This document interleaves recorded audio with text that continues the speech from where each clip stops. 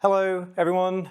My name is Nick. I'm a design director at Co-Partnership, and we are a creative agency that specializes in strategic branding and packaging in the drinks sector.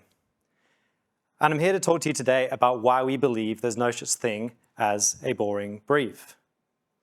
And in the spirit of partnership, sorry, 2 seconds. Just gonna get my notes up. Beautiful. And in the spirit of partnership, you see me here today, but the ideas and work put forward in this talk are a collaboration of a lot of people. So my team at Co-Partnership, our clients that help make the work happen, and the wonderful people that interact with the brands we work on day in and day out. So we believe there are no boring briefs. There's a lot of creators and clients in the room who might have different reactions to this. The creators might be vividly remembering the last boring brief they were given, and the clients might be internally questioning whether they give boring briefs or not. But really, one thing rings true in my mind, is that there are no boring briefs, only boring creatives. And this comes from a belief that constraints are a catalyst for creativity. There is no phrase that strikes more fear in my little designer heart than just do what you like. Because the idea that a blank canvas is where you can be your most creative is just simply a myth. To think outside the box first, shouldn't you think inside the box? So what makes a brief seem boring? So let's just say you've been handed a very exciting new visual identity brief. All's well until you see in big, bold letters something along these lines.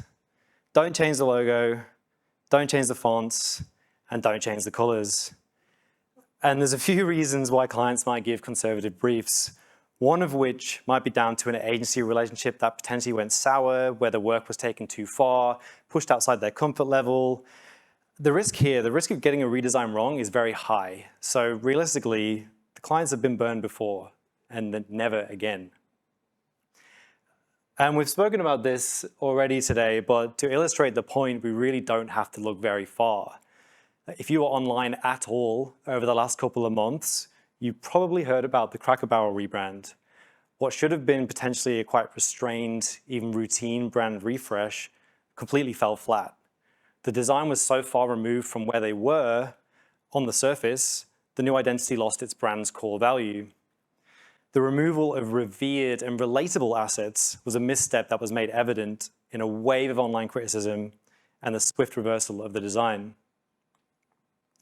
Another example, so Balsen are a German biscuit brand who underwent a redesign in 2021. And this is a great example of work that is visually successful, but not commercially successful. So when this new packaging was released, it received an abundance of praise from the design community. I personally think it's beautiful. And it was so well received that it won an extremely coveted D&AD Wood Pencil Award. But despite all this positive attention, the removal of key brand architecture and a decreased appetite appeal actually led to an 11.8% decrease in sales. And of course, not everything can be attributed to one specific factor, but even the brand themselves came and said that they believe the branding was part of this misstep. And this is because they didn't take into account the shopping experience of the actual customers who found it more difficult to find their favorite biscuits in store. And an example a little bit closer to home, VB reduced their alcohol content of their beer from 4.9% to 4.6%, and after losing market share, they had to revert back. And I find this headline very, very interesting. So VB says sorry for customers for tinkering with their beer. With their beer. And this is the crux of it, really. Consumers are the ones who own your brand, I'm very sorry to tell you. It's the consumers who are the ones that decide whether or not a brand is successful. And this is such a driving factor for why brands who come to agencies with seemingly boring, restrictive, or conservative briefs. Consumers are the ones who engage with these brands every day. Often they know the brands better than the brand owners themselves. So we need to ask ourselves, why can't we change things from the consumer's point of view? Why can't you change the logo? Because it changes the way consumers see the brand. There's a lot of love behind these marks. Why can't you use a new font? Because it changes the way consumers hear the brand. It changes the tone of voice, a tone of voice that consumers find comfort in. or sometimes it just doesn't say what you want it to say. And why can't you change the brand color? Because for the food and beverage industry at least, it changes the way consumers taste the brand, a taste they've enjoyed for years and years. But these restrictions should serve as our guardrails. We should use these restrictions to create brands and products that consumers want to interact with and find easy to interact with. And really what I'm saying is that we're just not here to blow things up. This is just designing with a bit of respect. We have the honor of working on a brand that Bob and Sue over here have been enjoying for years, a brand they know and understand, and can trust to consistently provide the same experience that they've always had. They don't know about your big new brand strategy. They just want their biscuits to stay the same, especially in times like these when the world around them seems to be crumbling. Tough crowd. And right now you're probably thinking, but Nick, this is the Transform Awards, not the Stay the Same Awards. So why am I speaking about restraint, about not changing things at an event that's literally about transformation? And that's because there's a trick to this. How do we work with these creative restrictions? And we boil it down to this. If you can't go wide, then we go deep. And to illustrate this point, I'm going to take you through 2 bits of work that started with seemingly boring and restricted briefs, but were completely unlocked by using those restrictions. So this is Copper and Kings. And Copper and Kings are a brandy distillery in Butchertown, which is a small neighborhood in Louisville, Kentucky. They make and age brandy through a process they call sonic distillation, which is essentially blasting rock and roll music at the barrels. So the vibrations disturb the liquid, which takes more flavor from the barrel. So it's kind of like a brandy mosh pit. But they wanted to branch out into bourbon. So they had this work in progress for the bourbon on the left here, and it just really wasn't up to scratch. In their words, it's close, but it's not Butchertown badass enough, which, cool phrase, but we agreed, the pack wasn't very badass. So we get the classic brief. Don't change the logo, don't change the fonts, don't change the colors. Their brand is set in stone, don't you dare touch it.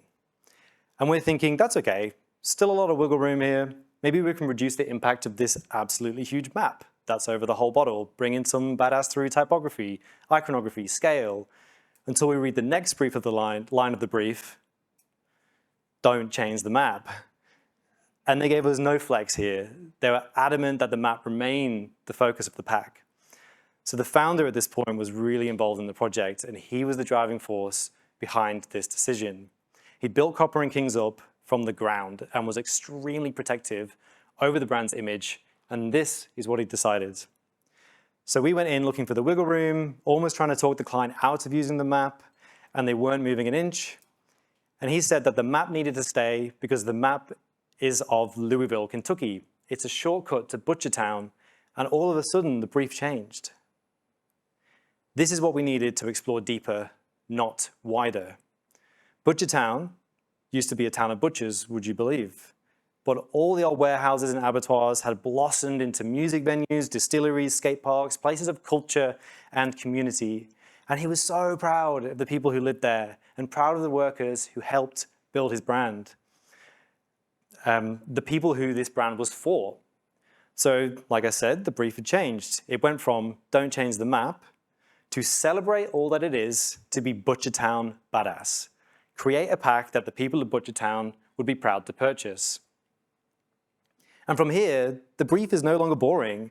The opportunity evolved from just a little line extension brief to evolving the whole world of Copper and Kings to align with their Butchertown badass spirit, to be the brand that represents the people of Butchertown. What started as a giant map on a bottle grew into a world born from music, realness, and badassery. Every touch point was considered from a Butchertown lens, all down to the brand icons, which creates a butcher's paper style pattern inspired by a sense of place, product, and people. And that map, this initial restriction that was put onto the work, it really was the catalyst for the creativity. It still featured heavily on the packaging range, and we even went a step further by pointing out the exact location of the distillery on the side of the pack. And because we'd gone deeper, we could bring that Butcher Town spirit to other elements of the brand, including a logo refresh, which was initially totally off the table. But this is where it's important to change with purpose. And if you are going to change, respect the soul of what made it great in the first place. And the proof really is in the pudding. When you go deeper, not wider, you find a place that resonates with the people who actually bring the brand to life. This is definitely a place that comes with more risk, for sure, but also so much more reward. Consumers use their voice when they are upset, when you change for the wrong reasons. But when you do it right and respect their brand, they might get your work tattooed on them at the brand's visual identity launch party. So the next time we get given a boring brief and we feel desperate to blow it open, now we know to take a breather, go a bit deeper, and to find the beating heart of the brief. And I think we'll be seeing a lot more of this behavior from both brands and consumers as time goes on. Because traditionally, brands have had to rely on the fact that they had the shiny new thing. But now, in a world where there's so many options, there's too many options, consumers are more and more shifting towards brands that share their values, that build their community. And I think Patagonia is a really good example of this. They've had the brand mindset to build community and share values since they were founded. And in this case, quite similar to Copper and Kings, in that the founder essentially was the consumer. Yvon Chouinard literally founded Patagonia because he was making his own climbing gear. So this Don't Buy This Jacket campaign encouraged consumers to think twice before buying and to consider the environmental impact of their purchases. And despite this anti-purchase message, the campaign resonated with consumers and is widely credited with boosting the brand trust and sales, all because they understood the beating heart of the consumer. So I'll take you through one more case study where restrictions became a creative springboard, and this is the case study that Co-Partnership has entered in the Transform Awards this year. So, show of hands, who here has never heard or had a Carlton Dry? Not so many. So you can imagine our excitement when this brief landed on our desk. We get to refresh one of Australia's most refreshing beers. So Carlton Dry is Australia's #2 selling beer. So they weren't doing too bad, but they knew to keep up, you have to be ahead. So essentially they needed modernizing. They needed a brand that was more distinct, consistent enough to maintain their excellent shelf standout, but also flexible enough to allow for new products. So this sounds like a cool brief, right? But hiding right beneath the surface, hello, my old friends. But that's okay. These restrictions aren't restricting when there are no boring briefs. And again, it's important to look at why this brief feels restricting on the surface. So as a beer-loving Englishman, I think this is pretty big for me to say, but I've been both shocked and impressed with the passion that Aussies have for their favorite beer brands. Carlton Dry came to us with a ready-made community that would ultimately have the final say on whether their brand refresh would be successful, which makes this all the more scary because who would want to piss off those dogs? I know that I wouldn't. Stakes are high. So anyway, we knew to crack this brief, it wasn't about casting the net wide. It was about diving deeper. And you don't need to tell me twice to dive into a beer. And that's where we found the answer, in the beer. So Carlton Dry is one of the best-selling beers in Australia for a reason, and that is simply because it is just so damn refreshing. And that may not feel like a revolutionary, transformative strategy for a beer brand, but like I say, we're not here to blow things up. We need to modernize Carlton Dry, enhance their distinctive assets without losing the core of what consumers resonate with, which quite simply is the ultimate refreshment of the product. No funny business, just good beer. So again, what started as don't change the logo, don't change the fonts, don't change the color, this quickly evolved into something more. Everything was tweaked and adapted for a modern age, the illustration simplified, line weights unified, logo type with a bit more distinctivity, color with a bit more energy, all these small changes that would prepare the brand for a more digital world. Changes that the consumers won't particularly notice, but they will definitely feel.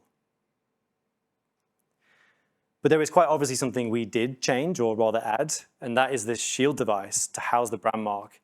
And we know that the white horse is Carlton Dry's most recognized and most loved asset. So this shield device creates a backdrop that allows this asset to really pop, to use client language, and almost treats the mark like a club emblem. It's building an asset that is easier for consumers to get behind. So this new device doesn't change what consumers know about Carlton Dry, but it does enhance what they already love about it. So the shield and the horse become the unifying factor across all the packaging touchpoints. How many times have you guys heard the phrase, make the logo bigger? Not once on this project. People have had this horse tattooed on them. Of course, we need to celebrate the people who literally put their skin on the line to back this brand. We need to highlight the value that they already see in it. But we are modernizing, so we drew on modern beer category codes to build an impactful, unmissable packaging architecture with incredibly consistent shelf blocking. And this is one of the benefits of working with existing brands. Your mark is already cemented in consumers' minds. So yes, it comes with restrictions, but it means that you can lean into category codes without blending in with the category. And now this is where we can start to have a bit of fun. We've played by the rules, we've thought inside the box, we've satisfied the restrictions. So where does the rest of the world come from? So we learned a lot by talking to the Carlton Dry consumers and asking what they value. Essentially, they are no nonsense, they like to have a good time, and they drink Carlton Dry socially. They love a social beer. And again, this isn't revolutionary stuff, but this is the consumer truth. So we distilled these things down into 3 design principles.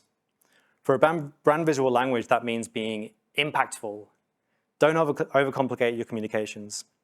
It means being playful, bringing some lightness and levity to your day, particularly in the beer category. Carlton Dry cuts through the beer seriousness, the beeriousness, if you will, and it brings a bit of the fun to the world. And it means being abundant. Carlton Dry is rarely drank alone, so why show it alone? Let's not be stingy with our product. And if we can't show multiple, use scale, be big, be generous. And this all comes together into a brand world that has powerful cut-through because we didn't have to introduce a whole new raft of colors, fonts, logos, etc. The restrictions led us down a path that feels both fresh and familiar to consumers because it's true to how the consumers actually experience the brand. And that's what restricted briefs are trying to conserve. They're trying to protect the consumer experience of the brand. So by really listening to the brief, we can not just protect this experience, but also enhance it. So a photography style was built that aims to highlight that experience.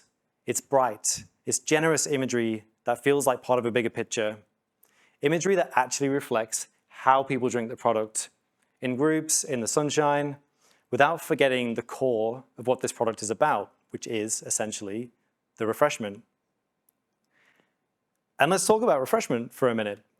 Brands can't just exist in flat graphics and photography anymore. They need to move, have a little dance. So if our guiding light is that this beer is just so damn refreshing, how does that translate to motion? So we simply just stick to our design principles, born from that consumer experience. We just dial up the refreshment as much as possible, keep to simple, clear communication. So you can see frosty cold product, no nonsense messaging. And I think the client said it best when they briefed us. We want people to get off the train and start to drool when they see this, that one's a pretty cool brief. And all this builds into a total brand identity that puts Carlton Dry drinkers at the heart. When you understand that restrictions come from a place of respect for the consumer experience, they can become a golden ticket to unlock the creativity hidden just underneath the surface.